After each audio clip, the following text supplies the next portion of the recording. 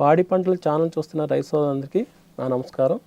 ఈరోజు అభ్యుదయ రైతు పరిచయ కార్యక్రమానికి ఏలూరు జిల్లా దెందులూరు మండలం సానిగూడెం నుంచి శ్రీ బోయపాటి వెంకటేశ్వరరావు గారు మన పాడి పంటల స్టూడియోకి రావడం జరిగింది.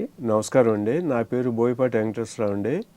నేనైతే మల్టీ క్రాపింగ్ వచ్చేటప్పటికి కొబ్బరిలో అంతర పంటలుగా ఒక్కేసానండి. మళ్ళీ ఆ ఒక్కకి క్రేపరు, బ్లాక్ పెప్పరు క్రేపర్గా ఎక్కించుకుంటూ క్రేపర్ వేయటం జరిగింది. మరి అదే పొలంలో బుష్ పెప్పర్ కూడా పెట్టడం జరిగింది. అదే దాంట్లో కోకోవా కూడా వేయటం జరిగిందండి అంతర పంటలుగా. అలాగే ఆగారవుడ్ అలా మిక్సింగ్ క్రాపింగ్ ఉంటుందండి మా పొలంలో. అసలు ఫస్ట్ మనకి మొక్క పెరగాలన్నా, మొక్క నుంచి మనకి మంచి ఈల్డింగ్ రావాలన్నా మన భూమి సారవంతమైన నేల అయి ఉండాలి. భూమి సారవంతమైన నేల అయి ఉండాలి అంటే అది న్యాచురల్గా వచ్చే ఫెనామినాలో భూమి సారవంతం అనేది కొంత ఉంటుందండి. కానీ రైతు వారి కూడా ప్రతి రైతు కూడా కెమికల్ ఫార్మింగ్ మానేసి న్యాచురల్ ఫార్మింగ్ ఆర్గానిక్ ఫార్మింగ్ కనుక చేయగలిగితే భూమి యొక్క లైఫ్ పెరుగుతుందండి, సారవంతం పెరుగుతుంది, ఈల్డింగ్ పెరుగుతుంది. అలాగే పెస్ట్ కంట్రోల్, ఆ తెగుళ్ళు రాకుండా ఉండటానికి కూడా అవకాశం ఉంటుందండి. కాబట్టి భూమిని సారవంతం చేసుకోవాలి అంటే మన భూమిలో వానపాములు ఉండాలండి.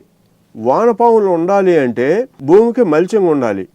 ఫర్ ఎగ్జాంపుల్, మనం వేసవకాలంలో మన ఒంటి మీద షర్టు, మన క్లాత్ లేకపోతే మన ఒంటికి డైరెక్ట్గా ఫేస్ అయ్యి మనకి ఎలర్జీలు అలాంటి ప్రాబ్లమ్స్ వచ్చే అవకాశం ఉంటుంది.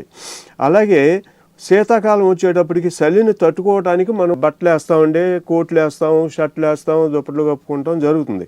అలాగే మన భూమిని కూడా అచ్ఛేదన అంటే మల్చింగ్ అనేది చాలా చాలా చాలా ఇంపార్టెంట్ అండి. అలాంటి కొన్ని విషయాలు మనం భూమిని మనం పరిశీలించినప్పుడు మాత్రమే మనకి కొంచెం అర్థమవుతుంది. మన భూమిని కూడా మనం స్వయంగా చూసి మొక్కలతో మనం ప్రతిరోజు కొంత వాటితో టైము స్పేర్ చేయగలిగితేనే మనం మంచి పంట పండించుకోవడానికి అవకాశం ఉంటుందండి.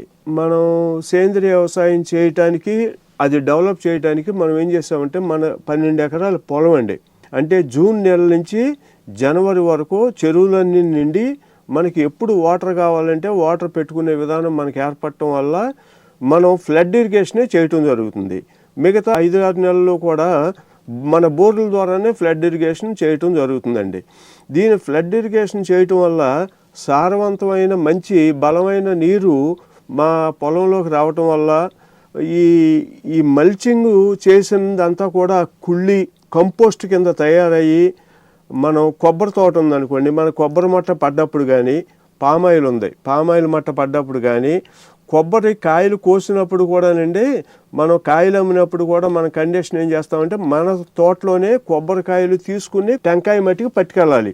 పైన ఉన్న అదంతా కూడా మన పొలంలోనే వదిలేయాలి.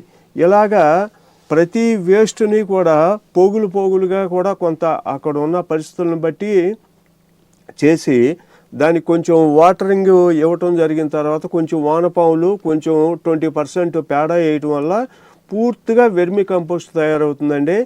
మన పొలం అంతా కూడా వానపాములు ఎక్కడ చేయబెట్టి పారబెట్టి మనం కొంచెం తీయగలిగినా మనకు వానపాములు వస్తాయి. ఆ వానపాములు ఏం చేస్తాయంటే అండి, భూమి పొరల్లోకి కిందకి వెళ్తాయి. పైన వాతావరణంలో తడి లేనప్పుడు భూమిలోకి కిందకి వెళ్తాయండి. అలాగే తడి పైన వచ్చినప్పుడు ఏ వానపాములు మళ్ళీ పైకి వస్తూ ఉంటాయి. అంటే మనం ట్రాక్టర్లు దున్నకుండా, నాగళ్ళు కూడా దున్నకుండా ఏ వానపాములే మన వ్యవసాయాన్ని కల్టివేట్ చేస్తూ ఉంటాయండి. చూసారు కదా, శ్రీ వెంకటేశ్వరరావు గారు తన పంట పొలం నందు కొబ్బరి సాగు చేస్తూ అంతర పంటలుగా ఒక్క మిరియాలు సాగు చేస్తున్నారు. అలాగే అధిక దిగుబడులు చేస్తున్నారు. అంతవరకు సెలవు, ధన్యవాదాలు. Thank you sir.